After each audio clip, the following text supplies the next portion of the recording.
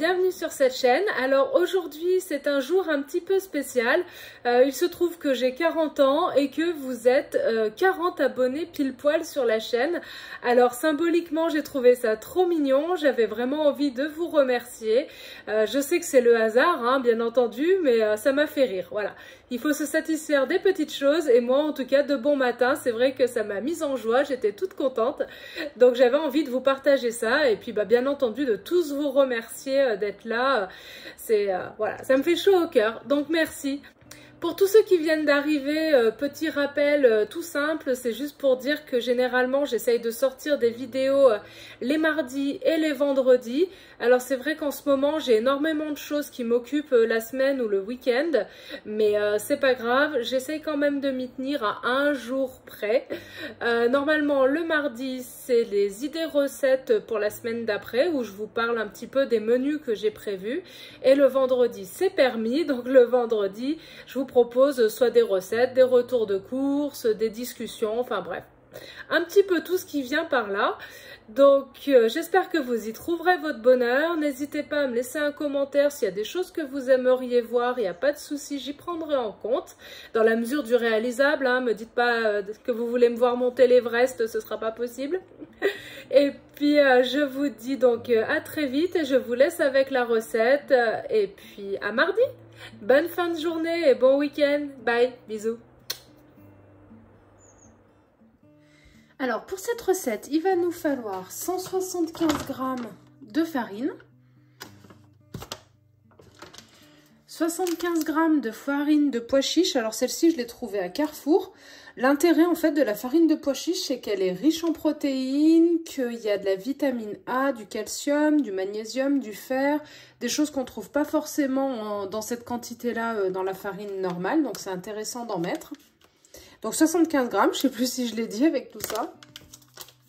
Un sachet de levure, 220 ml de lait, donc moi j'ai choisi du lait d'avoine, boisson d'avoine, on n'a plus le droit d'appeler ça du lait. En épices, j'ai pris de la noix de muscade et du paprika, ainsi que du poivre.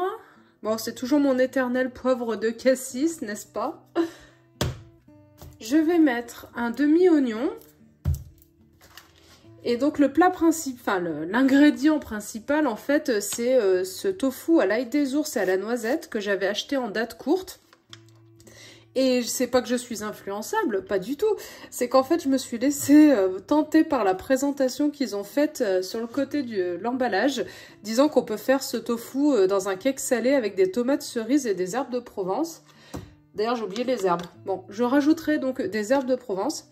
Donc ça m'a tenté, je me suis dit pourquoi pas, j'en ai jamais fait avec des tomates cerises à l'intérieur. Donc je vais prendre juste un bloc, sachant que l'autre est encore congelé. D'ailleurs, je vais le mettre tout de suite au congèle. Et des tomates cerises. Donc là, ils disent d'en prendre une douzaine. Bon, voilà, je pense que je vais prendre la moitié du pot en tomates cerises. Et je rajouterai des graines de sésame, pareil, pour apporter un peu de protéines et puis un peu d'intérêt. Voilà. Et bon, on va passer à la préparation.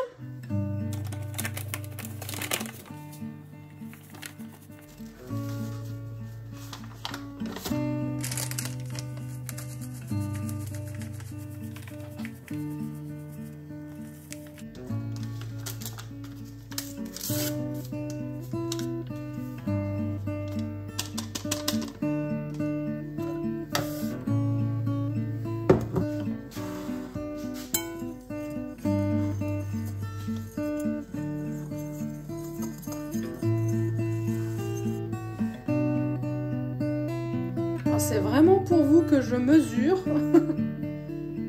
Je vais mettre une bonne cuillère à café de paprika, une pincée de poivre, un quart de cuillère à café de noix de muscade. Après, vous adaptez en fonction de vos goûts, hein. Des graines de sésame, on va en mettre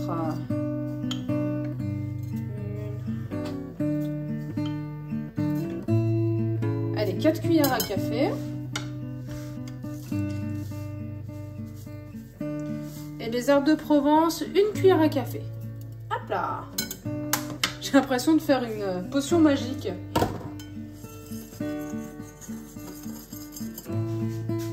Bien entendu, j'ai oublié la pincée de sel.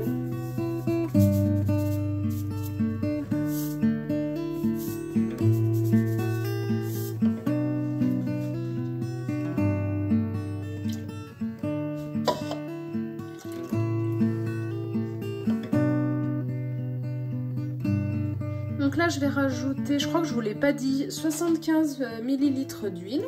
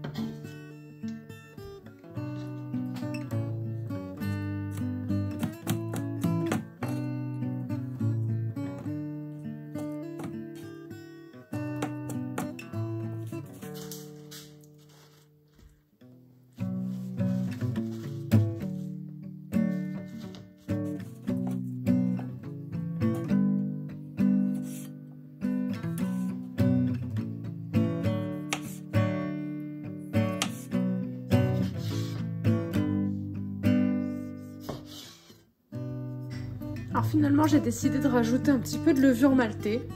Voilà, je le fais à l'instinct, on verra, je vous dirai ça en résultat. Je vais en mettre 2 cuillères à café.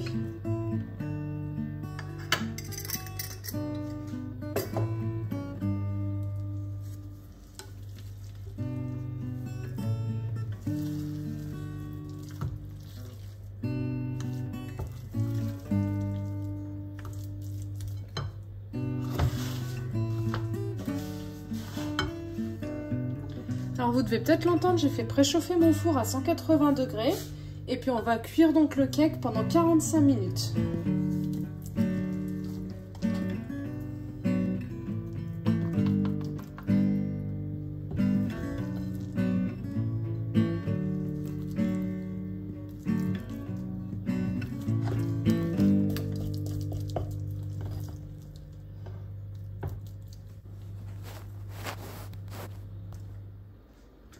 Donc il lui a bien fallu 45 minutes pour cuire et donc il est bien gonflé.